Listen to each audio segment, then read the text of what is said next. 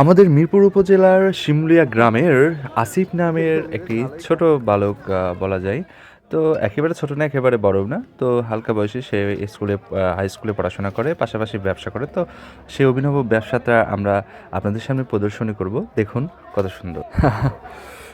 এটা আমার শখ ছিল যে হাইড্রোজেন খাবো, একটু কেমন লাগে দেখি। আমি নিজেও খাবো লাস্টে। তো আমি তার সাথে কথা বলি।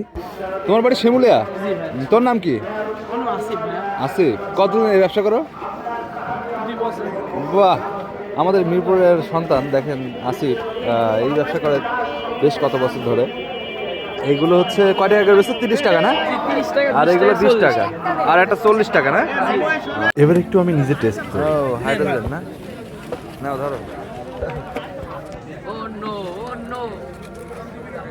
এই এটা ঠান্ডা।